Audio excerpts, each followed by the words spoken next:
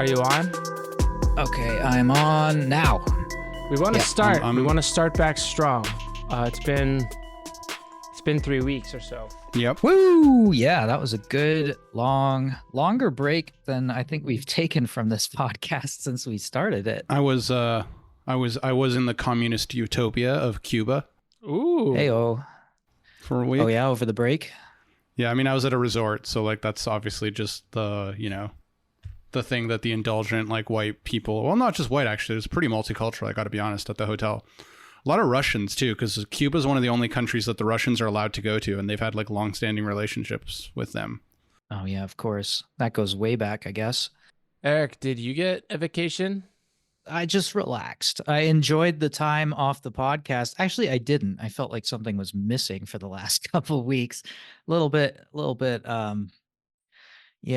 Yeah. Didn't do much though. Just kind of kept in shape. Tried not to eat too much. Yep. Get back into the holiday spirit. It's still been a little laggy since COVID, but it's coming back. Lots of kids, new children in the family. I'll say hi to them. I had a family-cation, which is very, very much not a vacation. Yeah. Giant new family. Oh many screaming members of the family. But anyway, and I gotta say, just real quick, the best thing about that Cuban resort was it was adults only. I gotta say, no children around at all, and it was quite fantastic. See, that's I would be up. Yeah, there you go. And the average age was probably like 55 too. I felt extremely young there, it was nice. Honestly, if I was younger, I might have been like, this sucks. There's like no party people. But like now in my 30s, I'm just like, sweet. Like it's just relaxing. Yeah, we're at that age now, at least like where you remember being like the kids under the table. You're the young ones in the family. Everybody's looking to you to fill the shoes of the next generation. And then you kind of maybe you go through like a teen phase and you're a little bit distant. And now being in the 30s and back, it's like now I just feel completely irrelevant. Like I'm not having kids. Some of my cousins have kids. I'm just like a holdover from some earlier bygone era. They still have to feed me and pretend they like me, but I'm just there taking up space. I always remember this old Louis C.K. joke when he turned 40. He was just like, 40 is that weird age where like no one's impressed by anything you do anymore. People are just like, yeah, of course. It's like, I just did this accomplishment. It's like, yeah, you're 40, of course. Shut the fuck up. Like you should be doing that, right? It's like, There's nothing cool anymore about like your accomplishments. I mean, we're not there yet, but we will be there soon. Fucking shovel the driveway, you idiot. And then exactly. I get nothing. I get nothing anymore. It's depressing. Yep. No one told you, Eric, this was a great driveway shovel.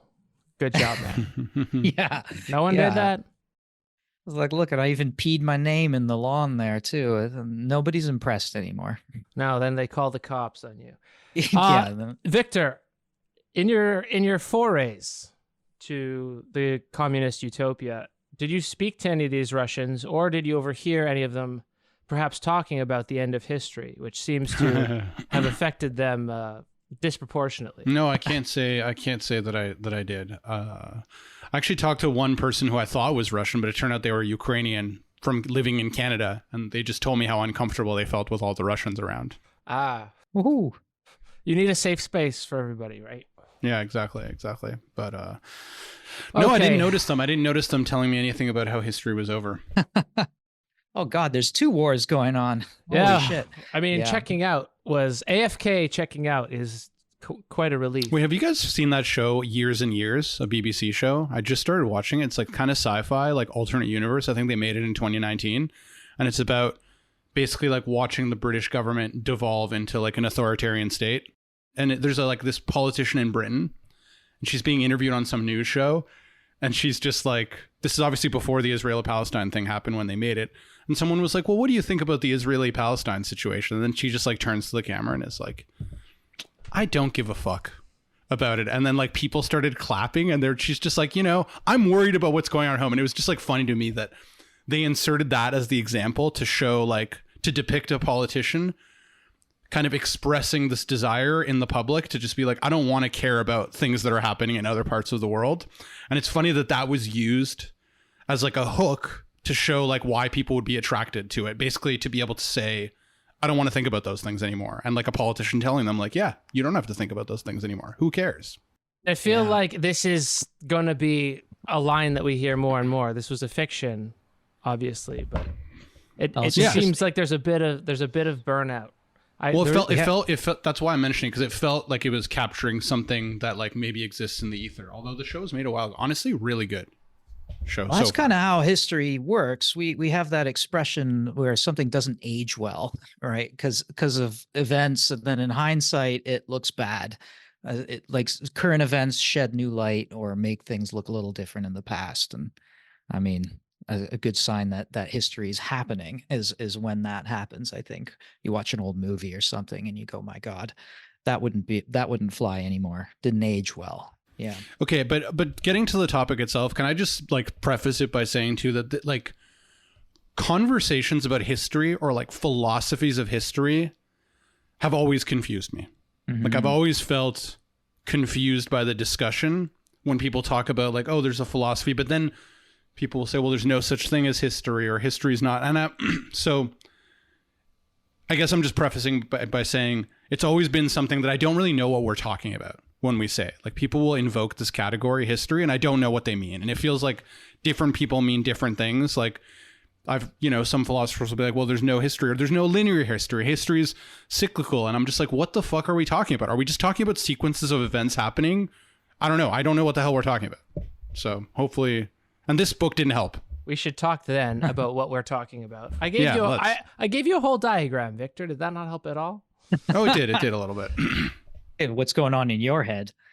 As a podcast, we're going to be pretty good on this. I don't think that we're going to agree necessarily on all this, but the idea of history doesn't mean one thing. If you are of the critical theory persuasion or the philosophy persuasion as opposed to the critical theory persuasion, there's going to be a number of little bells that this jingles in your mind, not least the main book that we're reading, which is called The End of History and The Last Man. But it's not the only book we're going to read. No, but we're starting with... But I guess we could go around and ask, do you think history is over? We could go around the table and start with that. But I want to say, I mentioned this to someone who's a normie, I guess you could say, someone who doesn't have academic philosophy background, and they were just like, what the hell are you talking about? That makes no sense to even suggest that history is over.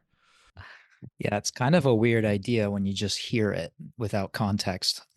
But I assume that some of those people are probably listening. So instead of trying to jump into a book and dissect it as we do, why don't we talk about what it could mean even to suggest or to title a book, say, that history is over? Because Francis Fukuyama is one person, and the person most associated with, coining that phrase.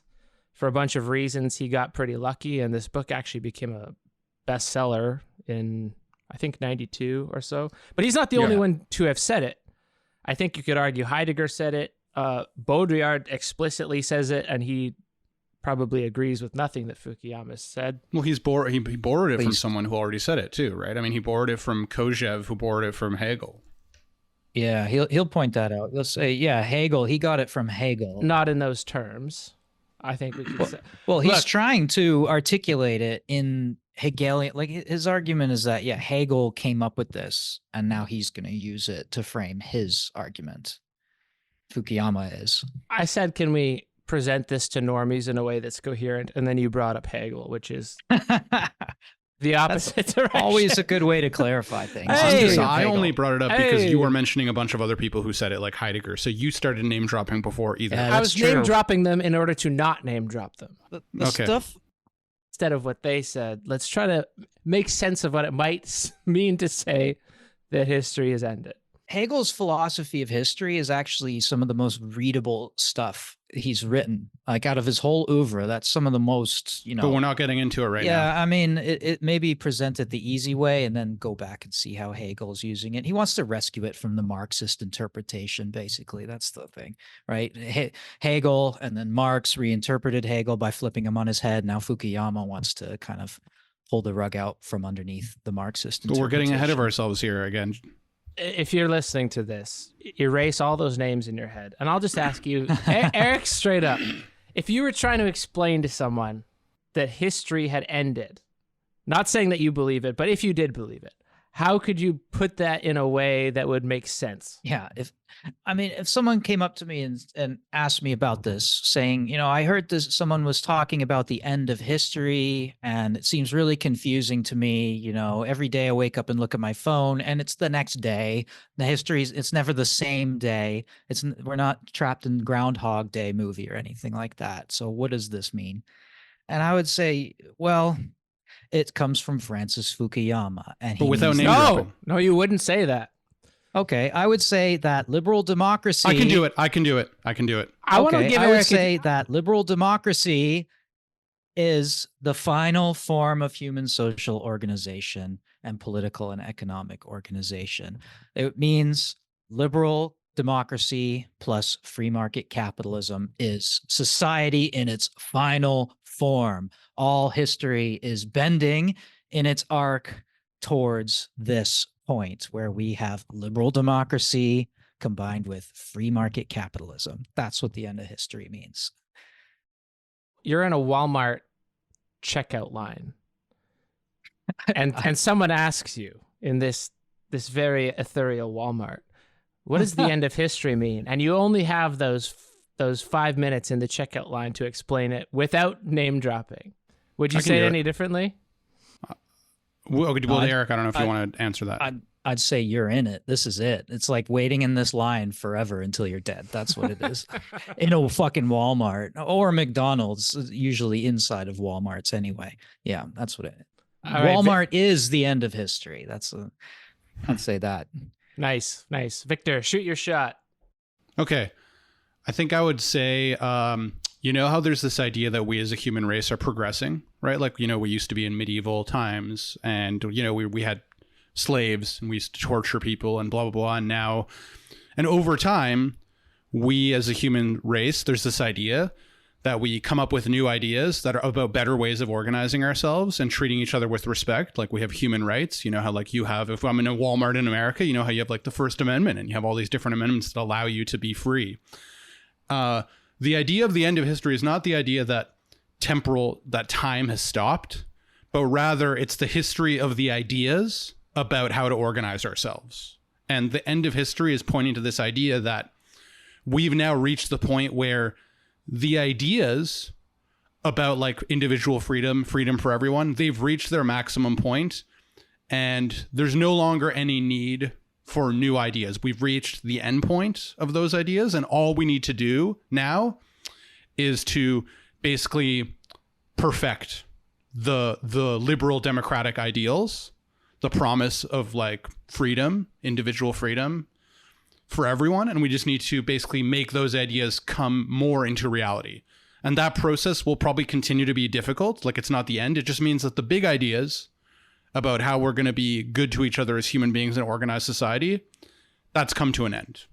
And liberal democracy, the ideals of it, meaning all those things in, the American Constitution, they're nice things, but they haven't been fully achieved. But the ideas have been. So like we have the ideas and we just need to now bring them into reality. That's a good way to put it. Yeah, the culmination of human progress in a collective human history kind of sense. I would phrase this just in terms of my own predilections. I would phrase it a little bit differently because when you say the ideas, I think most people know what that means, but it's kind of specific here. And we should actually probably get to the specificity of what it means. But I'd say it differently in terms of the directions have all been decided, and they've been decided by enough momentum in one direction that it's impossible to conceive of that being changed. Yeah, it's ideal. This is where I don't think it's actually ideal. I just think that the decisions have been made. Whether they're made with an idea in mind doesn't really matter. It's like, at this point, you could have an idea that the internet is negative and has a net negative effect on human society. It doesn't matter if you had that idea, though, because you can't turn it off. It's like the direction of technological development has already been decided such that you can't reverse. You can't uninvent a nuclear bomb. Might be my addendum to that. I Well, there's personally feel that definitely- person in Walmart would understand me better than you. The ideas? No, like would understand what I meant better than what you meant. Okay. Maybe. Good job then. My intent was just to say, or to add, that the idea is not the causal thing here. If we treat the state like a technology that can't be uninvented, that's what I was going for. There's an inevitability when something is invented and taken into mass use, that it's irreversible regardless of the thinking part of it or the invisible part of it. Well, it has an idea aspect to it, because it's not like what we were saying in the beginning is an interesting example of how, well, what I said anyway about the things not aging well. You know, it's the difference. The movie hasn't changed, and yet 30 years later, we watch it and we say, wow, they're like, you know, I don't know, they don't treat women very well in the film. You know, their representations of minorities are problematic, whereas they may not have been. You know, how did this fucking thing get made, kind of thing, right? Nothing has changed except for consciousness, right? Human consciousness has changed. We're aware of these issues. Like wokeness almost is a kind of evolution of ideas or human consciousness. People have kind of collectively, we move towards certain ideas that are, you know, whatever, liberty, equality, and all of those sorts of things. So it's yeah, there's a technological aspect to it, you know, in the sense that science has developed all of these things that has made our economy so booming and amazing, but it's really focused on, you know, the development of human consciousness. So the idea of, and history being at an end means we can see what the ideal form of social organization is and how people need to sort of think and accept the ideas at the basis of democratic principles. Well, can I just quickly, real quick, can I just say that my answer was also predicated on the person being like, hey, I've heard this term thrown around. What do they mean? And my assumption was, well, let me try to explain what Francis Fukuyama would have meant by it. Because I think my explanation was like a kind of dumbed down version of what I think he means, right? As opposed to like what you think you mean, right? Yeah, like if that makes sense. I don't believe it. I actually think that history has ended, but not for any of the same reasons. Exactly. But I'm just saying, like, the person in Walmart would have heard the term, and probably, like, there's a 99.9% chance that that's the way what they heard heard is, like, somehow related to Francis Fukuyama, because that's where the term is popularized in any sense of the term. I would expect that that's what they were talking about. If they said, no, I heard it from Baudrillard, I would be kind of delighted. Okay. but, Interesting. But I'd be like, this that guy was unexpected. Baudrillard. Yeah, Baudrillard said this, and I'd say, wow, okay, no, you haven't heard the Francis Fukuyama version then. Great, let's have a conversation about that. But no, I'd expect somebody to have heard it from this book that we're talking about. I was not even Baudrillard dropping there. I would just say it, like if I were to explain to someone, having heard nothing, technology would be the best way to say it. You can have ideas about technology, and you can say that this one is bad and this one is good, and you know we should uninvent the car. It doesn't matter. You can't, like, there's no reversibility when it comes to developments in that sense. And I think that would be trying to conceptualize Walmart again. That would be the easiest way to describe an linearity to this, is that you can't undo what's been done, and the momentum still exists there. Yeah, sorry, primitivists, we can't go back to earlier ways. Despite who you're aligning with here, we're gonna be reading the Fukuyama books. Like it's been spoiled, and not just that book, but I think like Heidegger's 1966 Der Spiegel interview said that history is over as well. And his response is, we criticized it a couple episodes ago, his weird, like, quasi-mystical resurrect the Greek spirit and the German spirit and all this stuff. But he says in this 1966 interview, after he said all that crap, like, only a God can save us. And only a God can save us from cybernetics, is to put it reductively. And God, since 1966, has not saved us. But I mean, said in those terms, he was one to say, at least recognize, that history had ended at least already by 1966. Now, there's different ideas about when history ended. This book will say history ended in 1991. And depending on who you ask, history ended at different times. It's not the kind of thing that ends on a certain day. It's not like something that dies, but more like it dribbles out or disappears.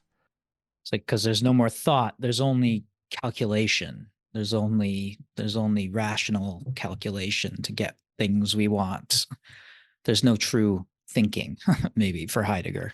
Or in the philosophy term of this, there's no new events. Because if we think for a second, what's an event? An event is something, not just, an interaction that happens in time and space, but an event in the philosophical sense is something that happens that is kind of unforeseen, meaning you didn't predict it happening, and then it changes the future because it was disruptive. And to have an end of history means that there are no events anymore, or events are impossible, because nothing will disrupt the direction that we're already on. And we read, Badiou a couple weeks ago, who said that changing history is impossible from now on. And of course he said, because it's impossible, that means it could happen.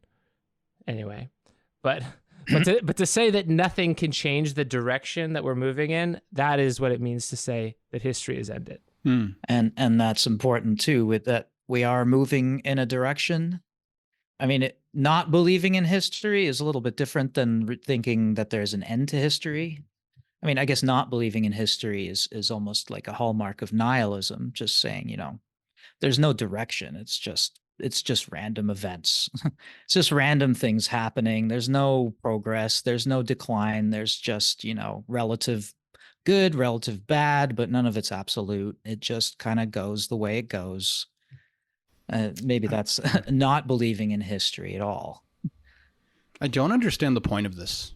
Like I don't get, again, I'm having that feeling that I mentioned at the beginning whenever people talk about history or like make kind of grand remarks about history. It's weird to me. It's just like premised on some kind of an empirical claim that could just end up being wrong. And it's like, yeah. Also, like, what do we mean by things not changing, right? So like there's events, and I'm sure there's some kind of I don't know if it's Badiou or Baudrillard or whoever you're drawing on will kind of give some kind of necessary and sufficient conditions for what counts as an event, right? It's like, well, did that really change? So what's the thing that's supposed to not change exactly, right? Because, we have all kinds of events that happen, like, the Israel-Palestine thing that was mentioned earlier. There's like 9/11, arguably. I don't know. Was that a pseudo event? I don't know. So what do we mean here? I feel like I'm in a cloud of confusion and vagueness. Maybe put it this way. History has not always existed. So history itself is historical. At minimum, as like a style or a genre of writing, which is often like laid at the feet of Herodotus or someone like that. But if there's a difference with modern history, or what's generally called modernity, you can kind of see that for the first time, all of history or historical process became intelligible given to a sort of rationality. Now, there is already an end of history in something we haven't mentioned yet, but Christianity. Christianity has an eschatological end where, history is over when God decides that it is.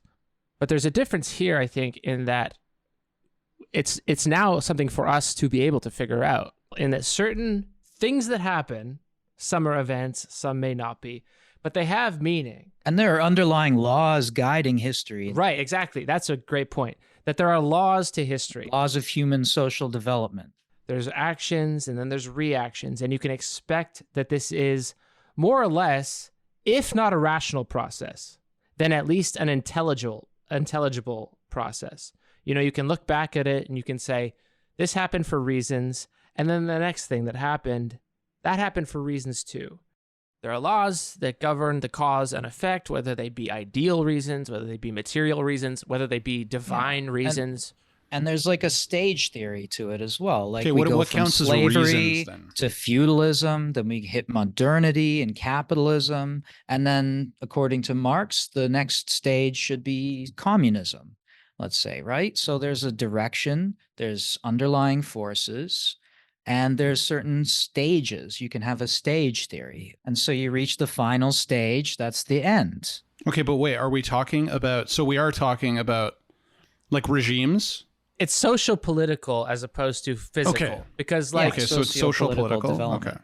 yeah, like if a meteorite hits the earth and makes most of the dinosaurs go extinct, this is not an intelligible event. It's an arbitrary event unless you're some kind of mystical hermeticist or you're some kind of theist that believes that God killed the dinosaurs to make way for mammalian evolution so that we, the pinnacle of creation, could eventually appear. But Christians do have the eschatology of, the end times, and that's a certain end of history. That's a theological perspective.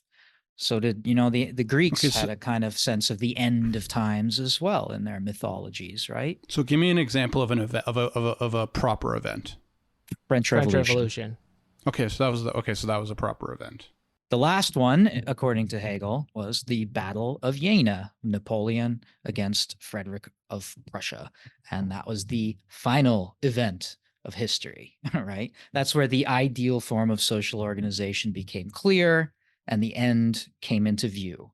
And some of us became post-historical because we managed to, I say we, I don't know who that is, but we managed to implement the principles that came out of the French Revolution and were sort of embodied in this, or opened the floodgates to in this final battle of Jena between Napoleon and Prussia. Okay, so you think it's impossible for another event to happen that would actually change anything in that sense? But one might think that if they subscribed. And change, in this case, in that there are ideal alternatives other than, the one that won or the one that's been set. Well, what's the one that's been set? That depends on who you ask. For Heidegger, it's cybernetics. For Fukuyama, it's liberal democracy. Okay. That's what we're all disagreeing about, I guess. Wait, but cybernetics is not sociopolitical, is it?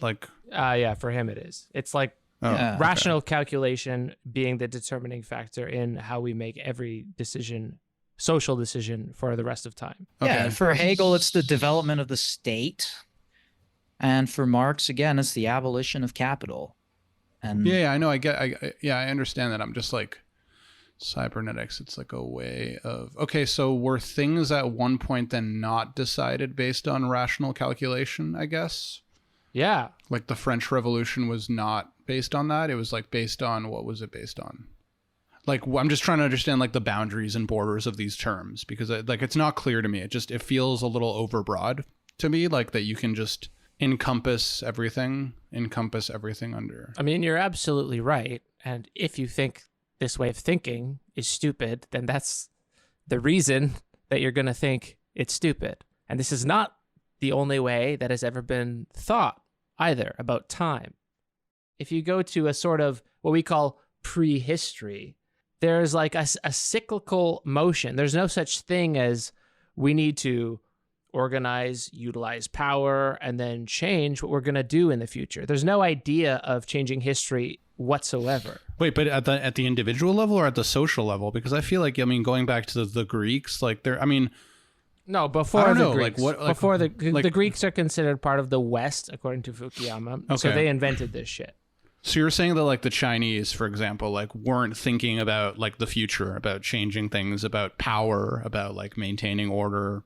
No. I mean, every human for all time has thought about the future, but the future in a historical sense, meaning this is a malleable thing that can be changed. Like democracy only occurs in one tradition basically at one time. In other cases, the chieftain is the chieftain or the emperor is the emperor because some natural forces or gods conspired to put that person's family usually in power. And they might as well be a different species. There's nothing to change that. And you have that great chain of being around that time too. You have that great chain of being where it presents a kind of static view of the human position in the universe, right? We're below the angels, we're above the animals. There's no way to, raise ourselves up or lower ourselves until really new ideas about this come around in the Renaissance,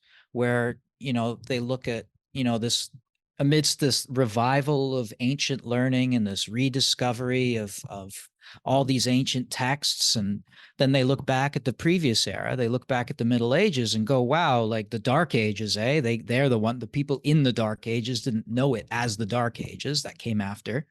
And the Renaissance people, Pico della Mirandola, for example, believed in a kind of now progress where humans can better themselves, where we actually can surpass the achievements of the ancients, that we're not dwarves, right? And I mean, it's so complicated, but if I were going to prime you for a kind of cultural history class, that's what I'd kind of think you'd encounter first, is that, there's a static vision of the universe, Middle Ages, let's say. And then during the Renaissance, that loosens up. And we get a sense of time passing, of progress, of development, of new ideas, of new heights, new achievements, and that we can be better off than the people before us. And then, that kind of gets folded in with the Enlightenment too, and the idea of scientific progress and the betterment of the human condition. Right. And that all supposedly culminates, and again, in the end of history, when some ideal form of socio-political organization emerges that we eventually, hopefully, realize in the state, in democracy, and in our form of government. And it's extremely immaterial. I call it idealistically chauvinist. Yeah, it's idealist. We read the Dawn of Everything book, right? And if we take that seriously, the Davids were saying, no, these negotiations were going on like throughout, and they would evolve, they would develop, they would change based on, resources, based on seasons, they would have new social formations. But I think what changes with the West that I would agree with is the idea of history. And this comes from, in my mind, an eschatological Christianity that says God made this world, set it up, and he set it up to end a certain way. He didn't set it up arbitrarily. He set it up, and we're just waiting to get to the end point of it. And this becomes rationalized by a lot of the Enlightenment political theorists that we think of, that now we too have a purpose on Earth to bring about that end of history.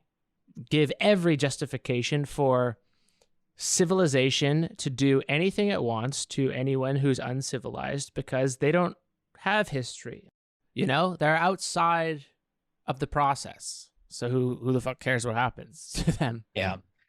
That's what the book felt like sometimes, is just pointing out the places that are going against Western principles, Western ideas.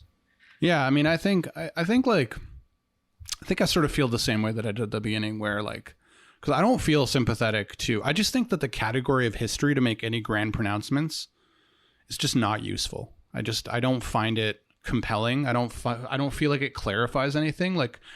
I think I'm probably, because of that, a bit more on the side of just there's no such thing as history. There's just things that happen, and we can kind of create heuristic ideas about it. We can kind of talk about, because in our own, going back to Heidegger, we're temporal beings, we're kind of future oriented. And I think because of that, because we are anticipating things, we end up kind of projecting that and making stories about, that can make sense of the different events because of the fact that we just already are future oriented. But I don't think that it's a thing that really exists exactly, and I don't know how helpful. I mean, there's a different question in the Fukuyama book that's implicit, I think, in this, which is just is liberal democracy, can we really think of anything better than the most idealistic version of liberal democracy. Well, that's basically what he means by it. And if the answer to that question is yes, then we've reached the end of history. Yes, I understand that. But my point is, like, I think that this talk of history just confuses what I think is a much clearer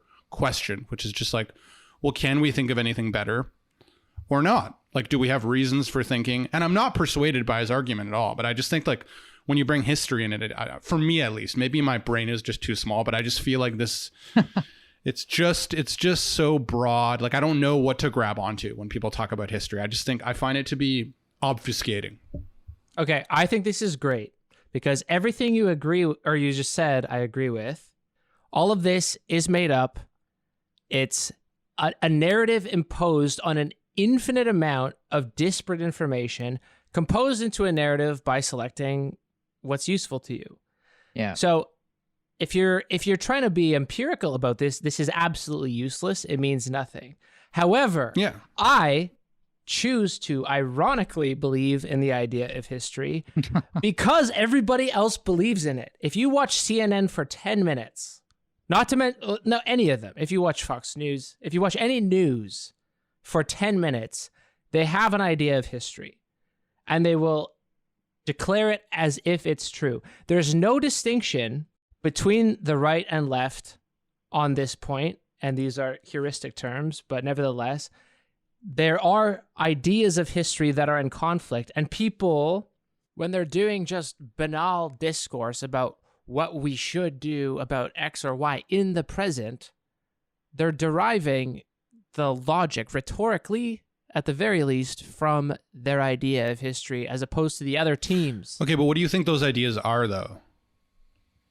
In the news, because I don't think they're the same as this. I don't think they're like the Fukuyama view of history. I think it's like some other, it's like a much more, much like smaller scale. You could put anything into it. You could put wokeness into it. You could put Israel-Palestine into it. You could put Russia into it. Russia is bad. Ukraine, because Russia is bad, Ukraine is good. Just those kind of funneling calculations where you can just declare a moralistic output to any input is part of the narrative of history. But the narrative is what matters here. The story about history is what is history, in my mind. Yeah, I think the best sense you can really get from the news about what history is it's just this infinite stretch. It just goes on forever. History keeps going and going and going. And, we have to look at, economic growth, maybe. That's one of the most important factors, let's say. Right? If your GDP is above a certain state, if it's above a certain level, whatever it is, like 1.8 or 2.4% or whatever, you're doing good. There's growth, steady, and if you believe in progress, then you believe that there's a certain things are getting better and better and better as we go along. And the end of history is really just like asking, well, does that progress have an endpoint? Like, are we just going to go on forever getting better until we reach the Jetsons or Star Trek? And then even beyond that, we're going to be like interstellar beings moving from galaxy to galaxy? Or is there like an endpoint to it all?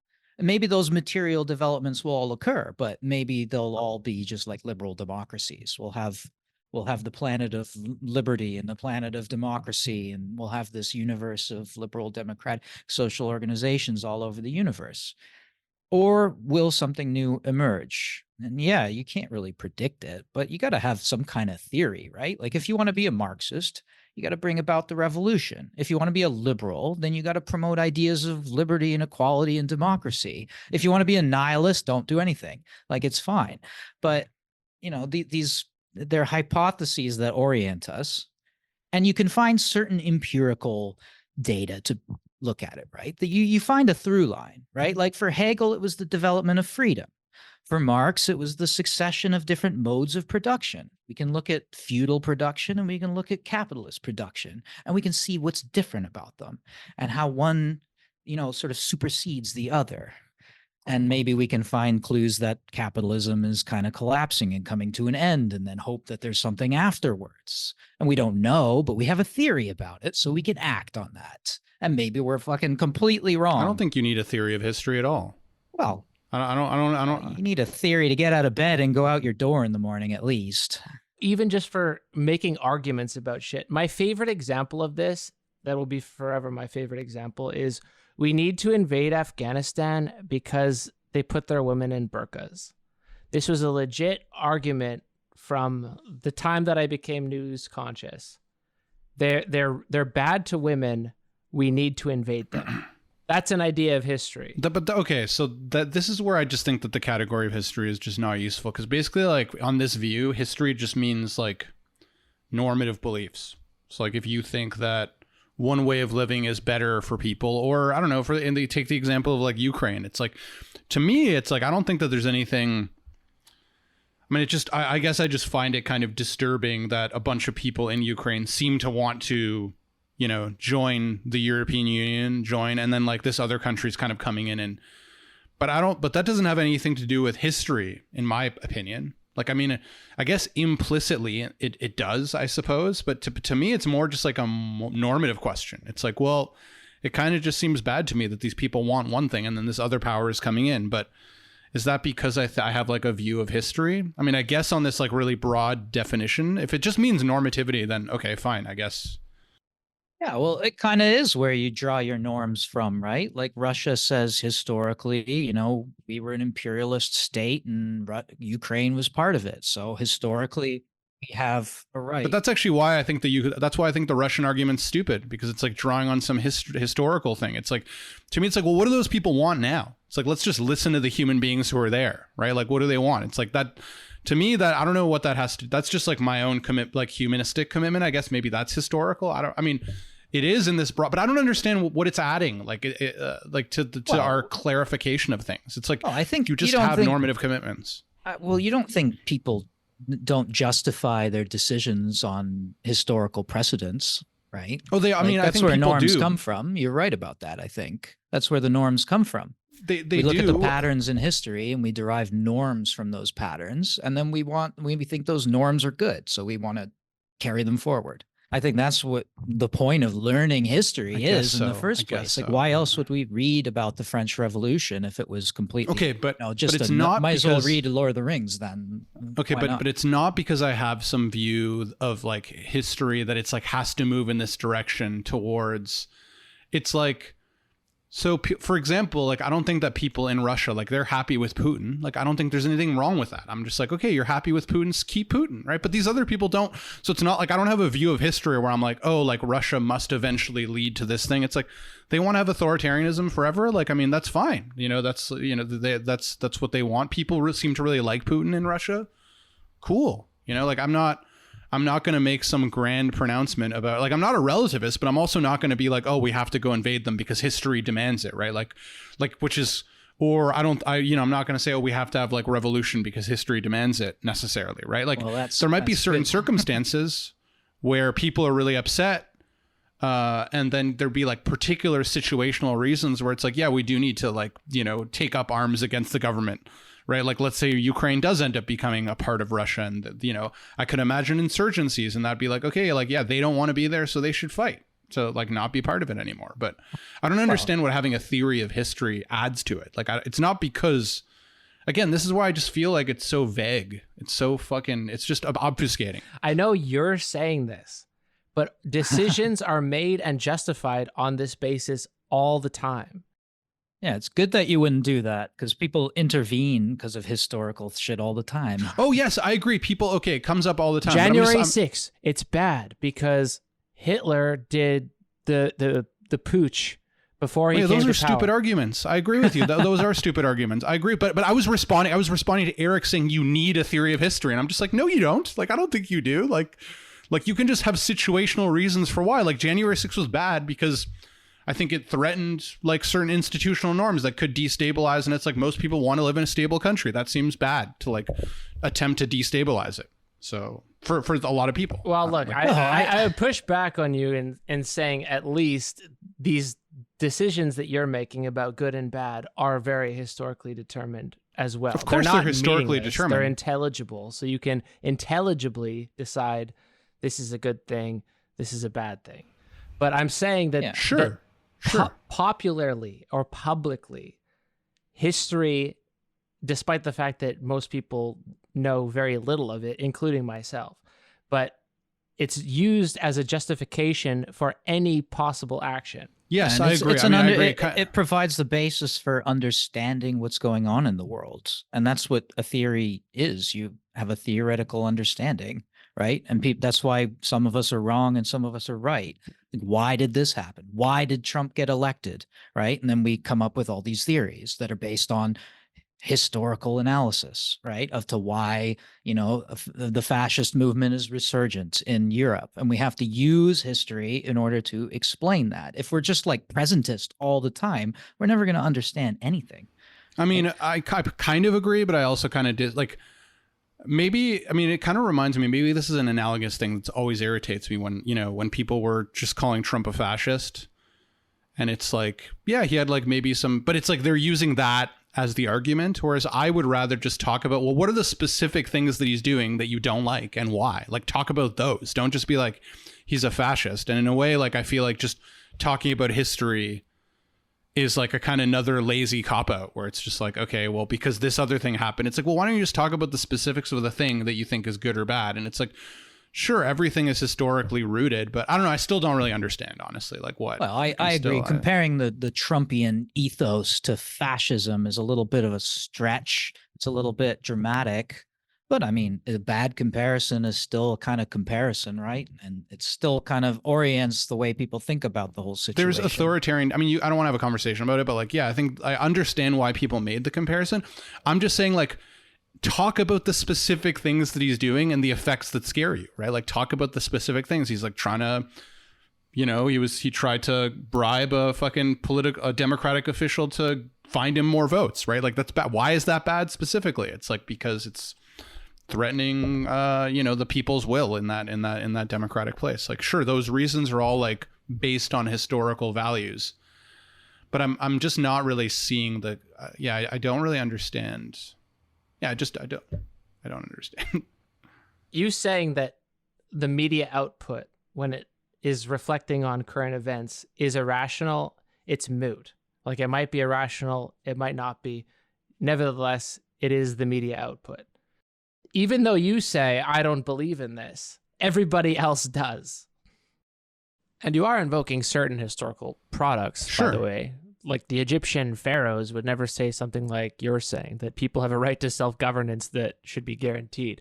But if your point is simply to say that this is irrational and we should all have political discussions based on disinterested, rational, back and forth argument, I mean, I'm sure you know what that sounds like. You're just making up a utopia. Sure, people invoke all kinds of nonsensical categories to explain things. And I understand. Like, I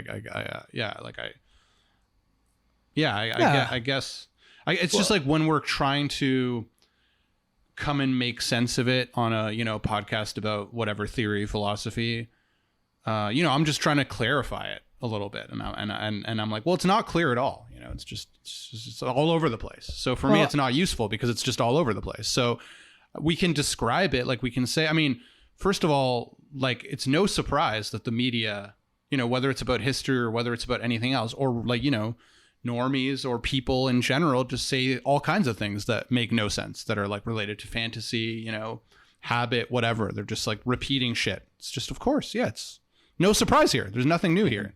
Over the break, I listened to some Joe Rogan. It's this is the most popular podcast in the world. It is incredible. Yeah, it is. He was going on like the Sphinx. No, they are saying that the Sphinx is actually not 2,500 years old. They are saying that it could be 30,000 years old because it would have been facing a different constellation at the time. Oh, did he have that weird historian on who made that like Netflix show or something that weird? They interpreted the hieroglyphics to all be myths. But what if they were all real?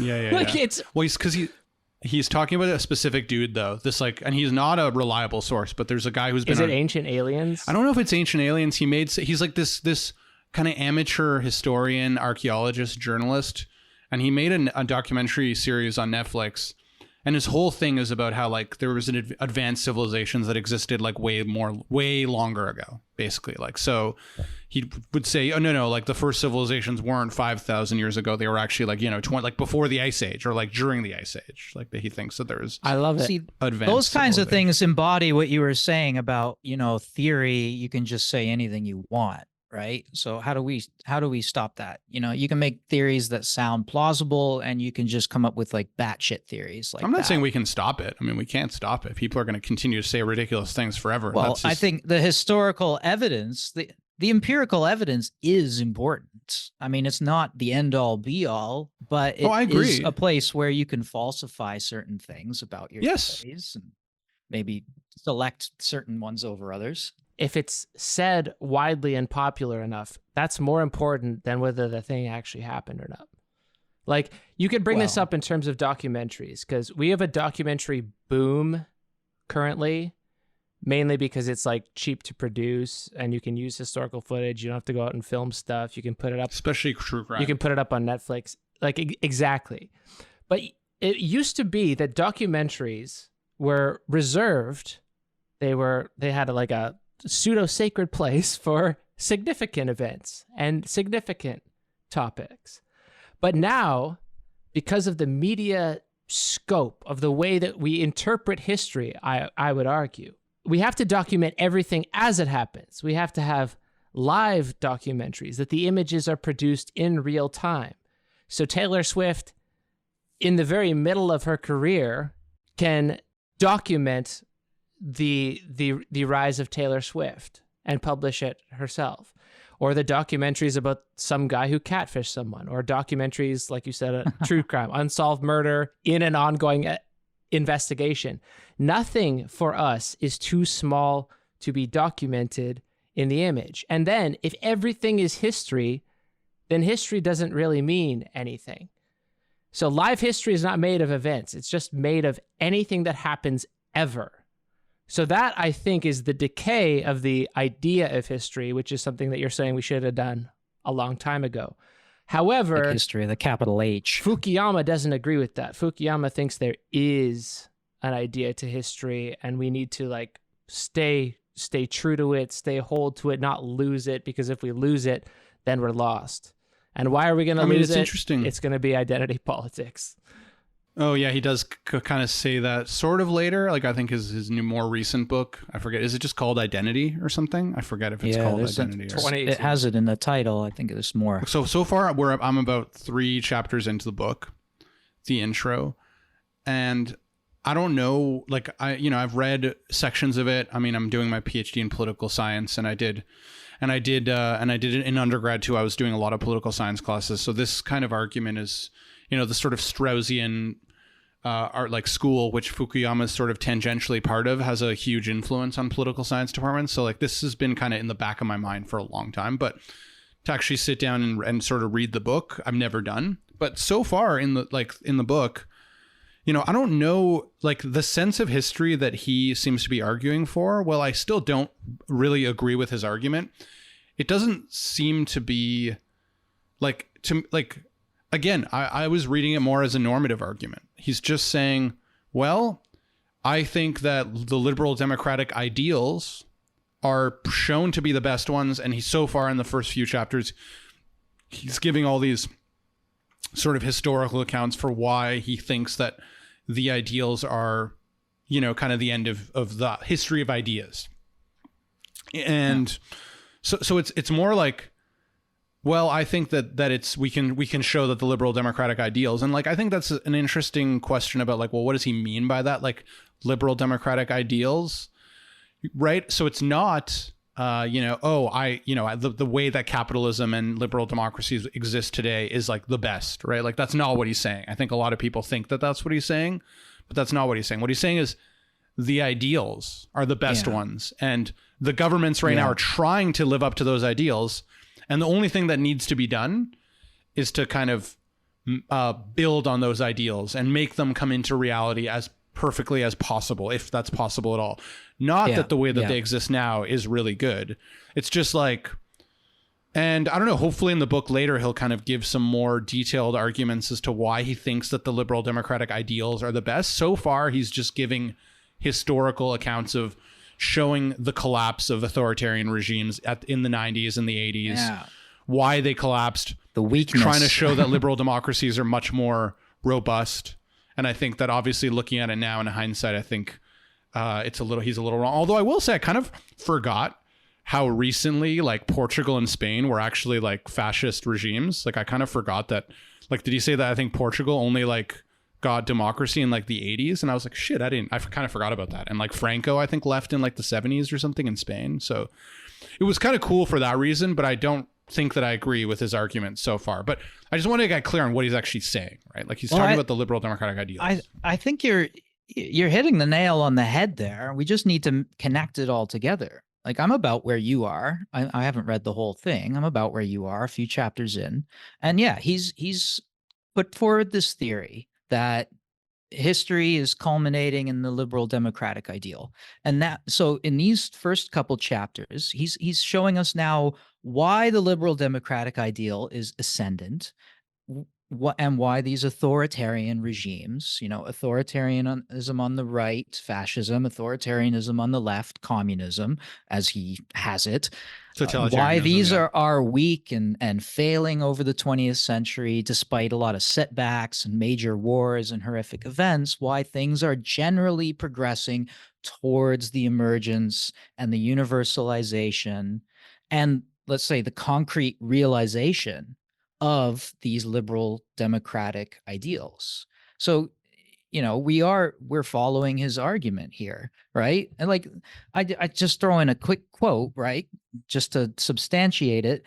Like he's saying, he's not talking about the occurrence, quote, the occurrence of events, even large and grave events. That's not what he's saying is coming to an end. Sorry, end quote. But he's saying what's coming to an end is history with a capital H. That is, quote, history understood as a single, coherent, evolutionary process. That's what he means, a single, coherent, evolutionary process when taking into account the experience of all peoples in all times. So it's a world historical, like Hegel says. It's world historical. It's world history. All peoples at all times. And he's saying this is coming to an end with the emergence of, again, modern liberal democracy and technologically driven capitalism is where we're encountering this end of history now. And he even says, even after the end of history, some places are going to be like America, post-historical, while other places are going to be still historical. And there may be conflicts between post-historical regimes and regimes that are still mired in history and leaning towards authoritarianism of one shade or another. And so he's saying, so events aren't going to end, even big horrific events like COVID, climate change, wars. He's not saying those are going to end. He's just saying all of that is just going to be now, again, what we've been saying, random events now. They're just going to be random calculative events, technical problems to be solved, not, these big questions about who are we, where did we come from, where are we going? Like those questions are in a way going to become irrelevant after the end of history. And it's just going to be technical solutions to problems. That's what I sort of got. So I think that's where we are when we're going through this. That seems right. I wrote a paper in undergrad kind of about this, that things are probably just going to always change because human beings can never be satisfied. Like that they're going to get bored, basically. Like I'm dumbing it down here. So, and in a way, like thinking about the way things are now, it's like, I do feel like, we're seeing the younger generation in the US, for example, more and more being interested in alternatives to democracy, right? They're like, well, maybe we should do like more right-wing authoritarian stuff. Like maybe we need like, these tech bros who are like, maybe we need like a tech lord to just like run everything. And I just feel like human beings, they just always think the grass is greener on the other side, and they're just going to keep oscillating back and forth between different kinds of regimes. I think they're going to be like, well, maybe authoritarianism is better because, and it's interesting, by the way, that Fukuyama says, I think pretty early in his book, that he sees the right-wing threat as more dangerous than the left-wing one to the stability of liberal democracy, because he said that he has this whole argument about Thumos, which I thought was interesting, right? Like a good Straussian, he always draws on Plato. always they're always fucking bringing in Plato.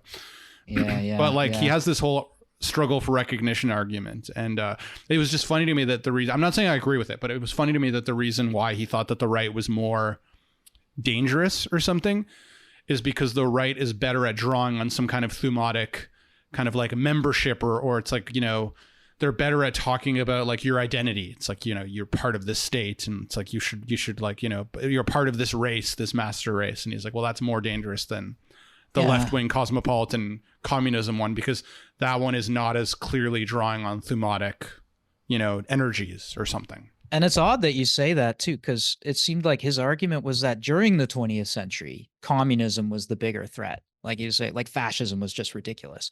But after the collapse of communism, now just fascism is the only sort of threat. Communism's never coming back. It's gone and done with, dead and buried. Marxist-Leninism is thoroughly discredited and undesirable universally to all people now. That's kind of, I'm putting it maybe a little stronger terms than he did, but he basically says that.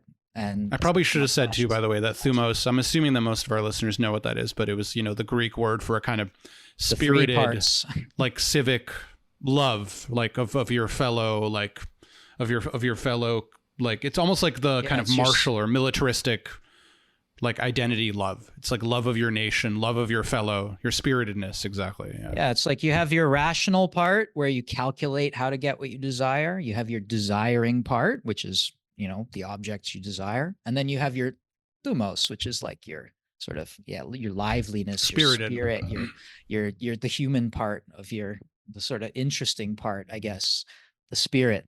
Plato has his properly ordered human being, and there's a chariot master and then two horses. One of the horses, is the thumos, which is your passion, your spiritedness, and then the other one is your appetites, your just base needs, desires, and reason is the driver, ideally at least. Like your reason is supposed to drive and steer the other two. Yeah, exactly. And we're gonna get we're almost at time here, but we're definitely gonna get further into this and read it more carefully in future episodes. Yeah, my quote was from the preface, by the way. So yeah, we're really far into it. Yeah, I just wanted to say though that very few people explicitly denounce history, even of intellectual persuasions. It's a hallmark of the right. It's a hallmark of the left. We are so historical. Christians, Zionists, which comes up recently. Like the only people who actually explicitly denounce the idea of an intelligible history are Nietzscheans. And that's only That's what I said earlier, nihilism. And that's only Nietzsche's not a nihilist. Get out of here. And this is not all Nietzscheans either, because like the full title of the book is The End of History and the Last Man, which is a Nietzsche concept, the last man. Yeah. So it's 20th century Nietzscheans that really come against this idea of the intelligibility of history. And yeah, I don't know who'd you put into that. The masters of suspicion, Freud in some cases, Baudrillard for sure. Bataille, who, don't worry everybody, Victor's going to read it, and we're going to get to Bataille as well. Bataille, God, I don't want to read that at all. You're going to. This is part of your job now. But we do have some entangling to do here. It's so long. It's like 500 pages. The intelligibility of history, and like we almost all agree on it, I think. When I look around and I see the arguments for even the new accelerationism or whatever Silicon Valley's theory bros. Yeah. Okay, so does history just mean like we can take action and make things better? Like, is that all it is? Yes. Okay. Well, that's the interesting thing, what Pills just said, history being intelligible. That's the interesting thing, because, right, we've already said history appears as just a chaotic mass of things and events and data and all kind of documented in this big messy history. So how do we impose order on it? Like, what's the through line?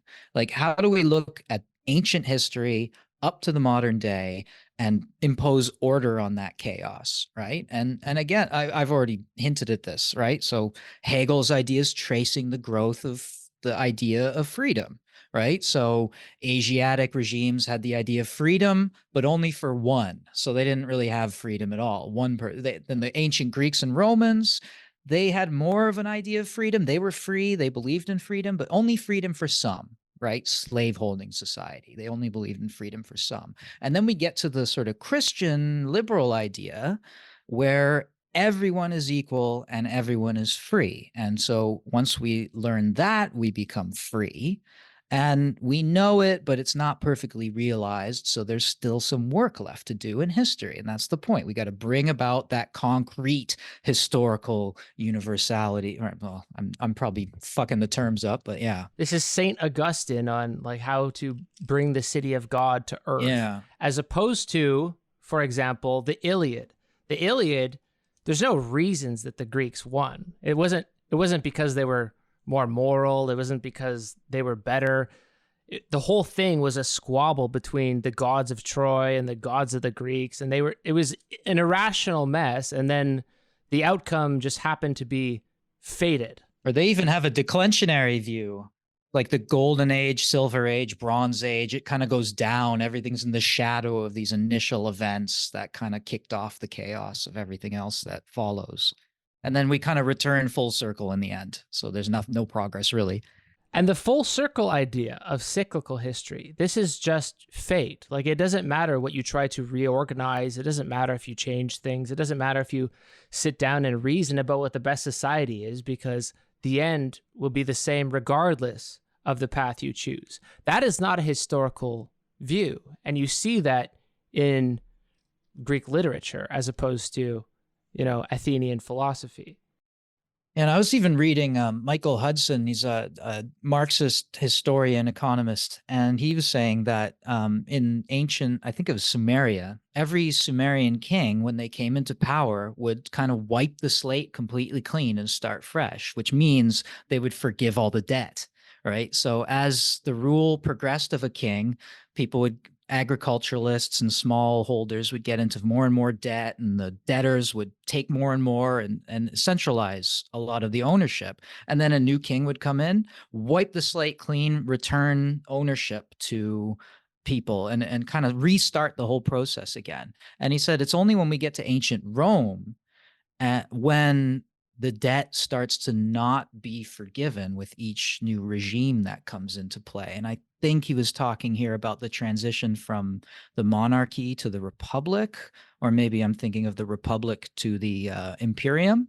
But he says this is sort of the first time in history we see sort of debt carrying over from generation to generation and people being held in sort of intergenerational servitude, rather than maybe the simple, just like dehumanizing view where some people are slaves and others don't. But it was really interesting. He was actually kind of talking about this like end of history thing in that. But yeah, going from that cyclical history to going to kind of linear progress, that was a big, huge intellectual achievement. And that's not something to, that's, again, I said at the beginning, that's something you'd learn if you were taking cultural history and you got to your Renaissance section, the invention of history, we might call it. The Renaissance invented the term the Dark Ages in order to say we have surpassed that. Yeah, I mean, I think I kind of agree with the idea that these, like, this kind of broad, like, making grand pronouncements about history, like, is really... It's kind of nonsensical, but I think on the other hand, I've just been reflecting on my own beliefs, but like, what's the relationship between smaller scale? Because I guess the thing that I find myself a little bit confused by is like, what's the relationship between like, I guess, real events, real changes? But then like the thing that I think I do believe, and in my own work, I think in some ways I spend time in my own research talking about these things, which is like small scale things that could make people's lives seemingly better, right? But is that because it's like I don't know, like for example, providing people, I mean, this isn't what I talk about in my work, but like providing and making sure everyone has healthcare for free, right? Like, I don't know, is that some kind of like myth of progress, or is that just like a general observation of just like, well, if we do this, how about getting rid of homelessness, right? Like, how about trying to find different ways of like having people not freeze to death in the streets of Toronto? Or it's like some people might be interested in trying to solve that problem, right? Like, and I happen to believe that it would be good if that didn't happen anymore, right? So is that because I have some grand narrative of history? Because I don't want to make any grand pronouncements. Like, in fact, I fucking hate philosophy that gets obsessed with making these grand pronouncements, defining the age. Like, I think that all that shit's a fucking waste of time. Well, I don't think it's a waste of time. I just find it uninteresting. But, you know, to me, like the more fine-grained political, social problems, I do have a belief that we can make the world better for those things, right? When I'm talking about something specific. But what's the relationship between that belief and then this kind of big Renaissance narrative that you guys are talking about history, progress, right? Like, is it only possible for me to have that belief because I believe in a grand narrative of history? I don't think that I do. Okay. But are you saying that I have to? Either you believe in this grand narrative of history, or you have to basically just be like a nihilist, or like, are those my only options? I don't think so. And we can get into the historicality of your beliefs later, not now. Yeah, I think. But one of the arguments that people make for healthcare is people have a right to healthcare. So the entire debate around rights is extremely historical progress minded. You know, the fact that these should belong to people at all times, regardless of where they live, regardless of the society in which they live. It's actually ahistorical in that sense. Only if you frame it in rights. By the way, I was teaching a class of law, justice, and rights to students last semester, and they were all very surprised when I had to break it to them that in Canada, there is no right to healthcare. Right? It was just legislation that was passed, right? So there's nothing in the charter that says that they have a right to healthcare. Absolutely nothing. So like that legislation could be pulled, right? And it's just a piece of legislation that was passed for, you know, reasons in the 60s and 70s. Right. Well, see, that what you're describing there, I think, is a historicizing view of well, rights or rights to or access to whatever. It's a historicizing view, right? Which the alternative, what you're asking about, the alternative to any kind of history, whether it's grand history like this, or whether it's kind of micro history in the style of, well, grand history. Another good example of grand history would be the French school of historians, right? The Annales school, the longue durée people, right? They do the big grand periodizing history, which is helpful when you're trying to teach students about ancient history, not so much about modern. But then there's the micro history. But then the alternative to that is just naturalizing, right? Like you believe human rights, let's say, are just natural, eternal, always there. Right. So it's kind of too philosophical naturalism would be maybe an alternative to say that, well, if I have like, and it makes sense to me too, like if I have the right to happiness and to pursue my desires and freedom from violence, arbitrary violence, then humans must have always had that, right? But no, that's not, I mean, well, I'm not a naturalist, so I say, no, that's not always been the case. Oh yeah, I don't believe that either. Haven't always thought that way. Human rights are a kind of historical achievement, right? So, and then I think as scholars who are maybe more on the qualitative side, we're not doing this big quantitative economic periodizing history. We do more qualitative microhistory.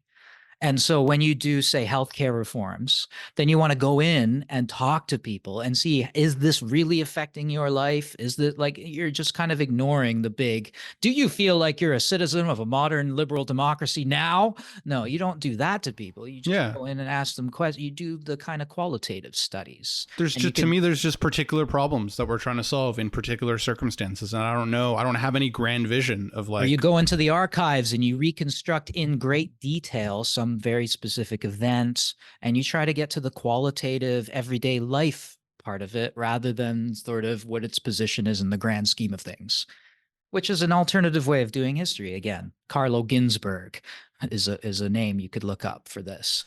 But Victor, I can explain, I think, why the paucity of what you've just proposed is that there's no way for you to convince anyone else that you're right. But you can appeal to empathy, but that would be it. You said, I, Victor Brazone, feel like people should have access to healthcare and that people shouldn't be homeless. Well, Therefore, I mean, but it's they should have access to healthcare and they should not be homeless. sure, no, but I mean, that's your feeling. The opposition can just say, you know what, I don't feel like giving my money to that. So no. But if you say they have a right to, if you can convince enough people that there's a right to healthcare, that also means that you have the right to reappropriate the resources so that even the people that can afford it and we can oppose these reforms.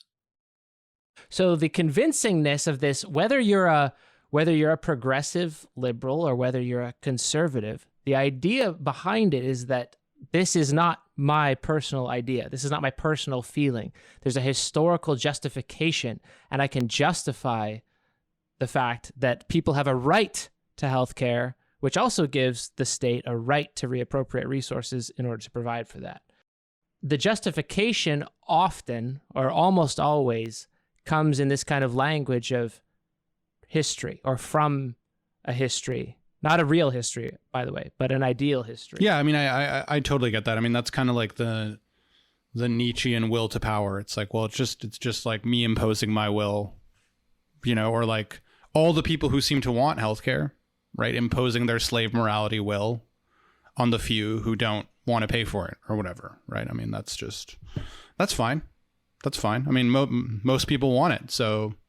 Yeah, in a way, it's like you're making a statement about something. Like, let's take Martin Luther King's sort of statement, the arc of history bends towards justice, right? In a way, you're making a statement about what history is. But in another sense, that's a rhetorical tool. If you can convince people that the arc of history bends towards justice, and then you can convince people that, having access to healthcare coverage is just, then you can start a movement on that basis if you can convince enough people. So we can oppose these reforms in Ontario that want to gut our healthcare system because it's too expensive and raising taxes and blah, blah, blah. We have private donors that can cover all that anyway. Hey, whatever. You can oppose all that. Say, no, we shouldn't throw our healthcare system to the dogs of the free market because that would be unjust. That would take healthcare away from people, make waiting times longer, make it more expensive, et cetera, et cetera. And that's all unjust. We should do the right thing. We should do the just thing. Yeah, and then if you're trying to get elected, you say they're trying to gut healthcare, they're immoral. I'm trying to provide healthcare, Sure. I am moral. So yeah, and then the other side says they're trying to raise your taxes and they're immoral. And I mean, it's still the clash of worldviews, but at least it's not like the nihilist politician goes in and say, none of this fucking matters anyway, just elect me. Well, I mean, you could be the Democratic politician. You could just say, like, I'm going to do the things that you want. Do people want healthcare? Does the majority? And it's like, well, you could just say, okay, well, I'm going to implement. You can convince people to want things to a degree. you can convince. We're forgetting about ideology, which I think Francis Of Fukuyama course. just has no concept of ideology. This is just a rational, intelligible process of rational, self-interested actors calculating what's best for them. But you could conceive of a political scenario where the politician will say, "Hey, you rich people, I will give you guys all healthcare. I'll cover all your healthcare as long as you convince me to convince the rest of these idiots that they don't actually want healthcare." For sure. It's a totally wild hypothetical scenario, of course. Of course. Yeah, and it all happens in the free market, right? For Fukuyama, I guess. And you say you're pursuing your rational self-interest in the free market, and then the economist wonks and technocrats can look at patterns of behavior and try to help people along, something like that. Say, okay, lots of people want this, so we should put aside, state resources to help increase this or make this easier or better or whatever. Yeah, for sure. I mean, I would say to some extent, vision. I'm probably a moral anti-realist. Like, I just don't really think that there's such a thing. But I think that what I just happen to find interesting is, like, kind of, you could use the Kantian distinction between like a categorical imperative and a hypothetical imperative, right? It's like, to me, it's like these moral or these social problems, I think, for me, just philosophically depend on a bunch of hypothetical imperatives, meaning, like, if we want everyone to have healthcare, well, how do we figure that out? Now, the fact that the reasons why people want it I don't think that's really like answerable philosophically, because just as you said, right, you can convince people, you can say like, you know, and I don't think that morality is like real. It's just like a bunch of desires. That This people is have. one thing, And and it's I like, think okay, that we all agree on, in the three of us at least, is that we are anti-idealist and anti-realist. But you're saying that the rhetoric should be held to a standard of rationality because rationality is worthwhile. Whereas I'd say the rationality is just the thing that convinces people. It's not. That's not an idea either. There is no idea. well, I'm not even talking about the rationality for. I don't think that you can give a rational answer for like morality, but you can just look around and be like, okay, well, it seems like there's this thing that people perceive as a social problem. How could we go about solving it? How could we solve it? I'm not interested. How can we deal with it? It's a technical question, right? It's like how do we? Let me just read this. It's a good thing to have close to the end of the episode, because this I think we are more Fukuyama than we suspect. Maybe that's a bit of the postmodern influence, but I think we are a little more Fukuyama than we're willing to admit. Here's what he says. Near the end of the article from 1989, he writes this: "The end of history will be a very sad time. The struggle for recognition, the willingness to risk one's life for a purely abstract goal, the worldwide ideological struggle that called forth daring, courage, imagination, and idealism will be replaced by economic calculation, the endless solving of technical problems, environmental concerns, and the satisfaction of sophisticated consumer demands. In the post-historical period, there will be neither art nor philosophy, just the perpetual caretaking of the museum of human history." And he talks about end quote. And he talks about the nostalgia for those times where we can throw our lives away to causes that are greater than ourselves, blah, blah, blah. But like, yeah, what you were just describing, right? All we really want to do is just look around and solve the fucking problems, like stop the wars, get rid of hunger and poverty. Like, how can we do these things? We don't need these big abstract ideas because these problems are concrete, affecting people now, right? Justice delayed is justice not served, right? So how do we go about fixing these problems without all of this baggage? And I think, unfortunately, it's not as easy as Fukuyama seems to be suggesting. Oh yeah, I agree. I mean, it's these incredibly complicated. Big abstract ideas that people come in with. People love those ideas too. They're very attracted to them. Yeah, and especially when you're a young person, and as you get older, maybe you get a little less patient for these sorts of things. But when you're young, they're sexy, they're shiny, they're things people rally around. They get you into communities. They make you feel good. You're part of a movement. You're part of something greater than yourself. But in the post-historical world, that shit ain't gonna fly no more. But are we ever going to reach this post-historical time is really the question, I guess. Well, to be continued, because we have more of the book to read and I have to go. So, and we're at time just about, but I thought that would be good to end with. Yeah. I mean, can we end there? And there's a lot in there. I haven't, that quote's from the paper you said, because that's not from the book, I don't think, right? No, that's from the paper. From the 89 paper in the National Interest. Essay that ended up inspiring the book deal. Because the paper inspired the book, but the book, I don't think it really wants to go in that direction. You can kind of see where his Rand funding or Rand support is coming in there a little bit, but maybe we'll get to it anyway. Next episode, we're gonna cover that. Like I've been mentioning throughout, Baudrillard has a counterpoint to this, but he makes the same point ultimately, just in a different way, that all events heretofore will be simulated. There's not going to be any real effectual events because we are within the end of history. And then we can maybe decide when history ended. Looks like I'm sitting at, this has happened sometime around the early 60s, but I'm not certain on this. We're going to have to mass media age. We're going to have to be able to convince some people, and otherwise it's not real. Anyway, this has been PillPod 151, End of History 1. If you want the full series, it's going to be coming out between here, the public feed, and Patreon. So become a patron. Yeah, part 2 is going to be a patron episode. So yeah, every other one. Back and forth. So we will talk at you soon. I think we opened the can of worms sufficiently here. which is Yeah, I agree. going to be fun. I'm interested to see whether we can convince Victor a little more of the historicism of his views, though. I'm sure there's historicism. I just think it's uninteresting. Like, it's just. Well, then maybe we can get you fired up about it a little more. You have to convince me that there's like something philosophically interesting there, because so far it just sounds like kind of trivially true. But like, I don't know how you of course became a all ideas have political historical theorist. roots. Like, to me, from the outside, this seems what political theorists do, is just this stuff. Well, we'll have to wait till the next episode to find out. Challenge accepted. Bum, bum, bum. All right. See you later, guys. And everyone else. All right. Yeah, later.